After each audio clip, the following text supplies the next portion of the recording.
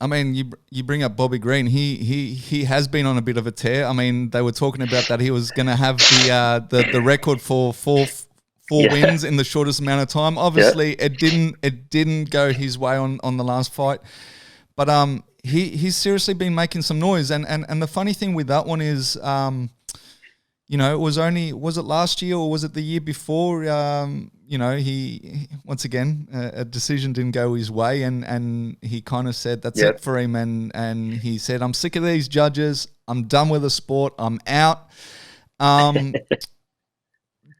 you obviously know him better than most. Was that always going to be the case? Did you take him seriously when he said he was done, or was that just more, I guess, the raw emotions of that fight? Did you always know he was going to come back, and did you think he was going to come back and make this kind of noise and have this kind of steam behind him?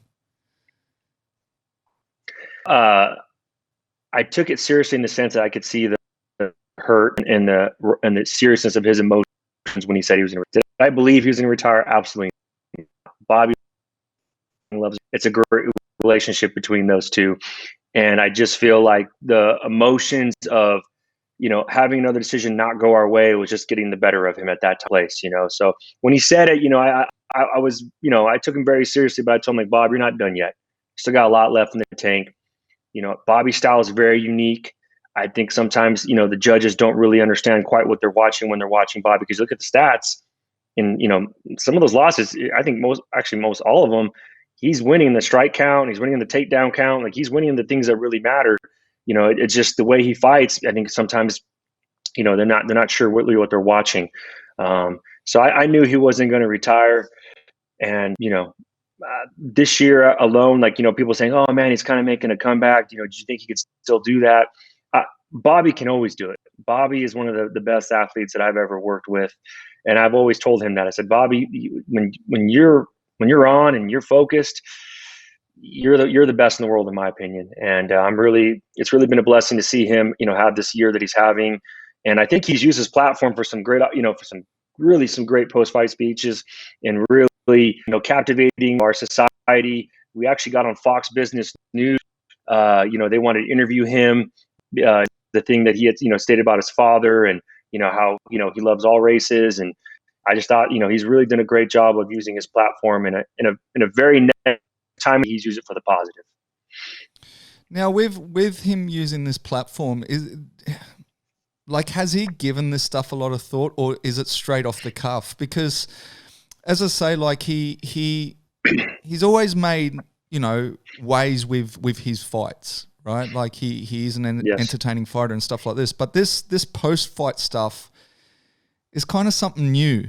But Mm-hmm. it really, as I say, like some of the messages he drives in. I mean, you just brought up the one with his father. The last one, well, obviously not the last one because he lost that one, but the one before that was great too, and it was obviously about the wrestler that was executed, and he, Yep. he spoke, and even to the point of just like it was so heartfelt because he said it really messed him up because they obviously did a tribute, and I'm sure from the UFC's perspective they were trying to do the right thing as well.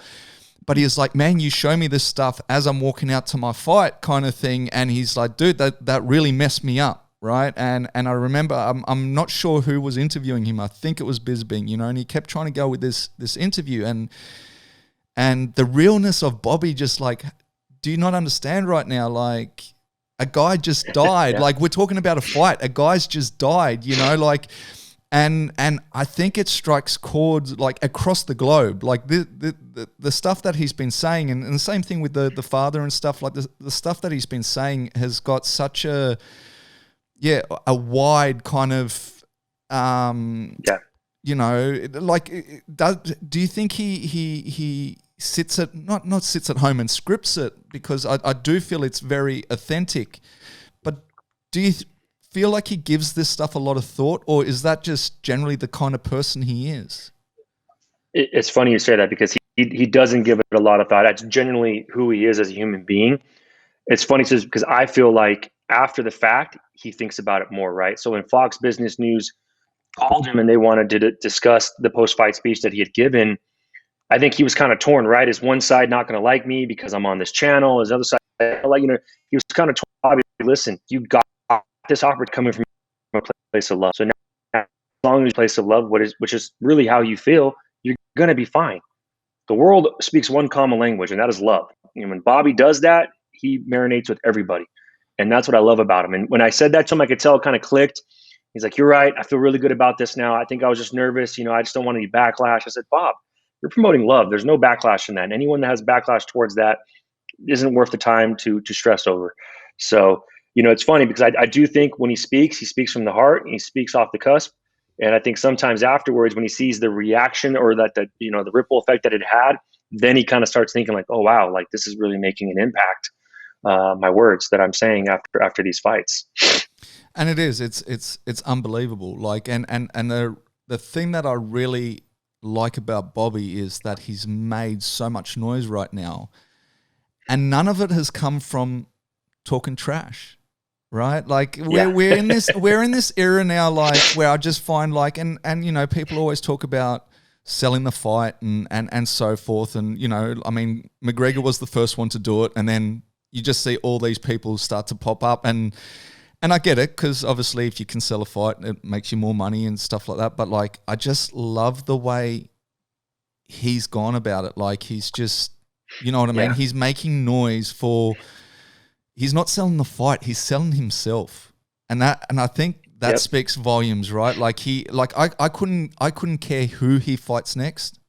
I'm tuning in, right? It's not about the fight; it's about him now. Like, and I have to say, I love that about him. I really do. I think it's unbelievable. I think. And even when you say about the, spreading love, it's like, because before the trash talking era, I always said the one thing I loved about mixed martial arts was the respect factor, right? I always said, like, generally speaking, two people will fight at the end, like what we saw even with Uriah and Anderson Silva, they'll bow down, and it was such a sport of respect. And that's I guess going back to when I originally got caught in this sport, that was what caught me, was just like, wow, how can these guys beat each other, to a pulp, and then at the end, like, hug it out and be respectful and do that. And that's what really caught me.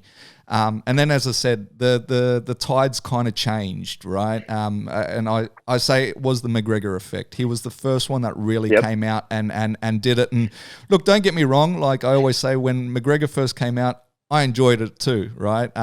But I saw the humor in it all.